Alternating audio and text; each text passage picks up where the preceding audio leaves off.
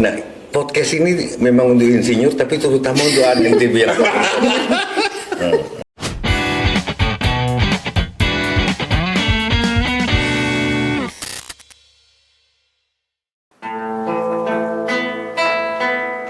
Sugih tanpa bondo, digdaya tanpa aji, terima mawi pasrah, sepi pamrih kepiajre.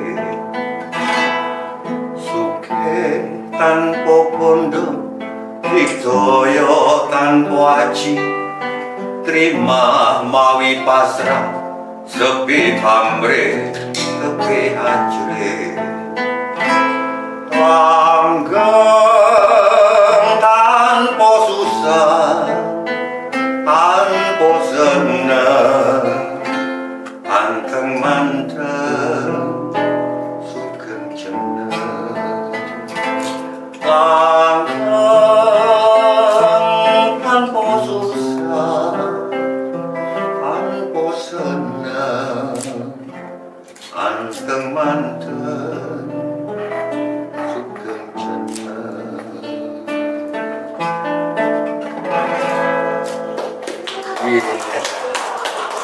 Insinyur se-Indonesia dan calon insinyur Indonesia serta pemanfaat ke insinyur Indonesia. Kali ini kita punya kesempatan yang luar biasa di acara ngobrol bersama PII, dan kita ditemani oleh sebenarnya sahabat dekat saya dan sahabat juga dari Mbak DE kita, Mbak Santi Sujiotejo. Kami persilahkan. Nah, panggilannya itu kan Mbah Tejo ya, biasanya dipanggilnya, ya Mbah? Yep. Mbah Tejo ini... Itu yang rusak Jan Cukers itu. Sejak Jan Cukers manggil saya Mbah, semua teman-temanku kayak Naswa Shihab, Rosi, yang tadinya manggil aku Mas jadi Mbah. Jadi mau yang umurnya sama pun, jadi manggil tetap Yang Mbah ya sekarang, pokoknya. ya, nggak apa-apa. Jadi Mbahnya insinyur sih sebenarnya. Ya insinyur, ya terkenalnya juga seniman, budayawan gitu ya. Gimana sih awal-awalnya cerita jatuh cinta di dunia budaya, menjadi seniman, lalu wayang, lalu juga nanti sepertinya ada kejutan dari Mbah Tejo. Mau dikasih tahu sekarang nggak? Tak tambah sedikit Ya. Ini sahabat saya ini yang luar biasa. Dulu tuh ahli matematik, nggak tahu sekarang masih ahli atau tidak. Tapi kalau saya bilang ahli, saya bilang matematik itu bukan yang dihitung-hitungan, tapi filosofi matematik itu yang diperlukan. Di samping itu juga teknik sipil, jadi kesempatan luar biasa. Monggo, tadi ditanya sama Mbak Santi. Awal mulanya gimana? Karena pasti sahabat PI di sini pasti pengen tahu juga apa sih sebenarnya bisa jatuh cinta. Tadi Mas Ekjen bilang bahwa dulunya kan memang sekolahnya teknik sipil, pokoknya sesuatu yang kayaknya memang serius dan gak humanis gitu ya, dan kaku, tapi terus tiba-tiba, ya nggak tiba-tiba, tapi memang jatuh cintanya ke budaya gitu, supaya bisa menginspirasi yang anak-anak muda sekarang gitu. Gimana Mbah? Jatuh cintanya pertama kali karena apa? Kan banyak jalan menuju Roma udah direvisi tuh. Direvisinya semua jalan menuju Roma. Nah, terus saya revisi itu. Nah, ternyata itu berlaku untuk nasib. Semua jalan menuju nasib. Bapakku seniman. Ketika aku masuk ITB, itu menghindar jadi seniman. Aku pengen jadi insinyur. Dan daftarnya memang bukan ke seni ya? Enggak, Ya. enggak. Memang di ITB daftarnya. Pilihan 2 ketiga 00. Wah, kuraan waktu itu. Pilihan 1 ITB 2 3 00. Pokoknya kalau ke ITB pokoknya pede ya. Enggak diterima. Nah, ternyata begitu aku gambar teknik, ada radio Kiara Condong di Bandung. Itu radionya orang Jawa, Kiara Condong. Ya, zaman dulu. Nyariin wayang. Umi konjang kanjeng langit. Aku sambil nangis. Gambar itu ingat bapakku. Terus aku mulai jatuh cinta. Nah, sejak itu pergaulanku anak-anak isi ASTI sekarang isi Bandung, anak-anak IKIP, anak-anak Unpad film, lebih banyak itu. Itu kenapa kok? Jadi sebenarnya karena tadi denger di radio Nembang ya, silakan. Iya, ada itu. Aku ingat bapakku, kenapa aku nggak masuk kesenian aja? Gitu. Ya, makanya sebenarnya semuanya itu kan asalnya rasa itu bisa dari rumah ya. Kalau Dari kita rumah. udah jauh dari rumah, kita mengingat sesuatu yang pernah kita rasakan, pernah kita dengar, bener ya?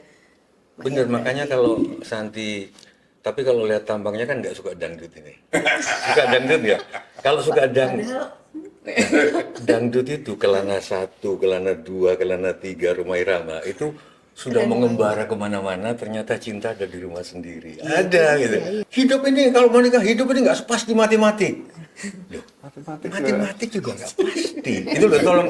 Kenapa? Gini loh ya, 1 tambah 1 sama dengan 2, itu kalau kita lagi ngomong bilangan persepuluhan. Oke? Kalau dalam sistem biner 1 tambah 1 itu 0. Kan 1, gitu loh. Yang kedua, matematika itu kemampuan melihat pola dari segala sesuatu yang menurut orang nggak terpola.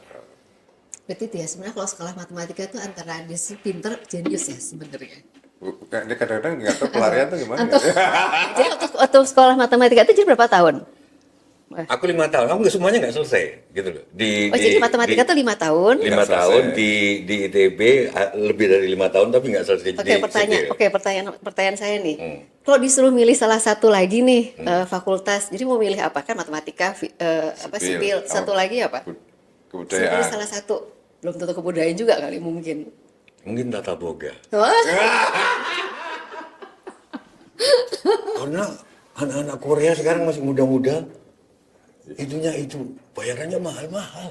nah itu dia, itu yang membuat juga generasi muda sekarang melihat film-film Korea itu menggiurkan karena memang selalu mengangkat makanan mereka. Jadi itu juga jadi prestisiusnya jadi naik gitu, jadi prestis gitu. Nah itu. Oke. Jadi kalau saya melihat dari segi situ, aku nggak merasa meninggalkan, nggak merasa kafir terhadap Bandung Institute of Technology. Jadi dari matematika aku dapat segala hal yang kelihatannya tidak terpola, sebelumnya terpola. Kemacetan lalu lintas terpola. Kalau jam 10 pasti ibu-ibu. Karena ibu-ibu aku cek di psikologi, ibu-ibu itu daya ciumnya tajam. Kamu kalau ada main sama orang, kamu nggak usah ngaku, perempuan istrimu bisa mencium bau tubuh. Serius, kelihatan. Tapi kemampuan spesialnya rendah, ruangnya perempuan. Sehingga dia kalau nyetir kanan nggak, kiri nggak. Itu suka sen kanan belok kiri itu. Iya, itu. Jadi pasti selalu ada badai. Nggak terpola, tapi ini terpola. Ketidakterpolaan yang terpola. Kosmos. Jadi gitu. Jadi politik juga. Nah, kalau di teknik sipil yang aku dapat, bahwa bangunan terkecil yang masih stabil, terkecil, itu segitiga. Makanya kalau ada bangunan persegi pasti dikasih segitiga. Karena segitiga, coba apapun yang nggak segitiga, agama, Tuhan, utusan, umat, boher, konsultan, kontraktor, Masih ingat ya? apalagi masih ingat, apalagi coba, pengadilan apa namanya? Yudikatif, legislatif, eksekutif. Rumah tangga kalau nggak segitiga, nggak kuat juga. Aku nggak menyarankan kita selingkuh loh ya, nggak. Tapi kita menyenangi orang lain sih, karena kita merasa punya saingan. Enggak, ini serius. Jiwa apa? Ya persaingan itu tadi ya. Ada gitu loh. Bukan harus physically gitu loh maksudku. Kalau nggak stabil. Nah terus mah waktu ngomongin soal kuliah ya, waktu ya kira kan nggak selesai, tapi waktu pertama kali kuliah gitu, dulu cita-citanya sebenarnya setelah kuliah nih lulus ITB sebenarnya saya pengen apa gitu? Sudah terpikir? Pengen sih seperti Purbaya itu. Kerja dulu sekolah bersih, nabung duit, terus nanti. Tapi nggak sengaja, aku nggak tahu. Itu semuanya memang mengalir sih. Ini penjelasannya post factum loh ya, setelah kejadian lama. Baru bisa menjelaskan. Gini Santi, kalau kita ngomong soal etika, itu kan biasanya etis terhadap orang, ya kan? Santi nggak punya etik, dia nggak etis terhadap kakaknya, atau nggak etis terhadap seseorang ya, terhadap ketua PPI atau apa ya. Padahal etika ini menurut Nurholis Majid, bapak bangsa kita, satu angkatan sama Gus Dur, etis terhadap diri sendiri. Gitu loh. Nah itu mungkin yang terskip kali ya, untuk hal seperti itu kayak nggak mikirin diri sendiri dong. Iya. Berarti ya. Nah kalau kamu memang nggak bakat jadi orang parle itu ngomong, jangan jadi anggota DPR. Dagang aja. Atau jadi artis saja. Kalau kamu memang bakatmu di tata boga. Karena dengan itu kamu all out. Nah, kenapa kok aku gini loh? Mungkin loh ya. Kenapa kok aku nggak jadi insinyur? Karena nilaiku kadang-kadang lebih tinggi dari dia loh. Iya loh. Oh, Iya, berarti matematika, fisika aku lebih tinggi dari dia. Bukan berarti aku goblok gitu loh. Nilaiku ya, Iya. fisika. Pernah ada sampai 105 fisika pelajar. Aku dapat 103. Kalau pas itu sama kita. Pas iya itu kan? sama Ya. kita pas itu. Jadi bukan karena goblok. Kalau matematik jauh juga. Tapi gini loh. Tapi tadi saya ngebayangin gitu ya dari zamannya Mbak dan sekjen kuliah gitu.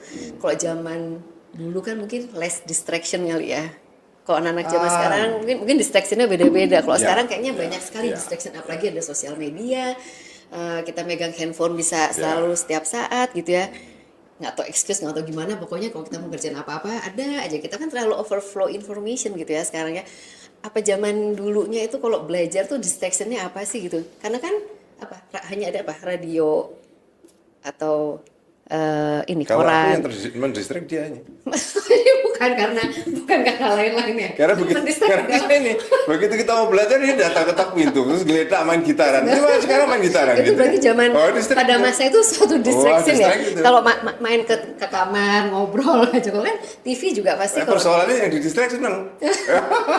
Masalahnya ini bukan soal main ke kamar nanti. Kos-kosan beliau ini sempit banget. Nggak ada ruang tamu, kita mesti ke kamar. Nggak ada pilihan sering ke kamar. Udah itu kamarnya dikasih kaca. Kaca banyak. Aku kan nggak tahu ini fungsinya untuk apa. Ini kaca Ganti biar buat kita buat lega. apa? Oh, supaya Untuk kelihatan lega. memperluas, supaya kelihatan lega. Dan kalau dulu kan memang Masih inget dia. Terus ada tulisan syair beliau. Biar laksana kopi, sedikit pahit namun membangkitkan. ada saja beliau di atas kaca itu. mungkin karena kalau saya ngebayangin kan zaman dulu memang nggak ada distractionnya sedikit gitu, dan mungkin lebih kreatif mungkin. Enggak, belum tentu. Belum Gini, tentu. Jadi proses kreatif itu kan ada sebenarnya satu dosenku namanya fisika itu yang intrik Pak Sopo gondrong Iya. pakai sepeda itu. Nah, lepas. Dia mendefinisikan apa itu information. Information adalah segala data-data yang bisa membuat aku mengambil keputusan. Itu informasi. Sehingga segala sesuatu yang enggak itu bukan informasi. Itu adalah batu bata yang membuat kita kebrek. Nah, kita Jadi- tertipu. Anak-anak, kamu masuk dalam zaman informasi. Ya enggak. Informasi adalah yang Pak Teguh, data-data yang bisa membuat Pak Teguh mengambil keputusan, data-data yang membuat Santi mengambil keputusan dalam berbagai bidang. Kalau enggak, itu bukan informasi. itu data. Enggak, itu yang sekarang kita Berarti salah kalau dong aku dari misalkan sisi- bisa bikin kartun, sayangnya enggak ada anak muda sekarang tertimbun batu bata yang dikira itu informasi. Padahal itu ya oke. Nah, buat ya sahabat-sahabat PI yang mungkin punya jiwa sebagai ilustrator ya, bisa transform. Ya saya kebayang, jadi sebenarnya batu bata yang kita tuh ketiban dengan batu bata kan, bukan Aku informasi mau cerita sebenarnya. iya betul. Anak sekarang itu namanya lick itu gaya gitar dari komputer itu banyak banget Santi. Itu loh, banyak banget dia. Padahal di zaman Dewa Bujana, di zaman Topati itu dia kan nggak banyak, tapi jadi gitarannya Topati. Nah, maksudku terlalu banyak yang dia tonton soal gitar sampai dia nggak bisa ngapa-ngapain. Betul. Ya, Maksudnya kan itu karena terlalu saking banyaknya. iya, mestinya kan ada bangunan pikiran dulu. Iya. Bangunan pikirannya gini, aku pengen main gitar yang agak klasik, tapi agak-agak etnik. Ya tahu tujuan awalnya. Udah, tujuan. Nah, dia nyari data-data yang itu. Ya dipilih itu. Itu Mbak Santi. Iya. Nah, itu berlaku di berbagai bidang. Iya betul, Tata saya, boga. ya, tapi saya setuju. Karena banyak anak-anak sekarang juga misalkan di dunia tata boga dia pengen langsung bikin fusion.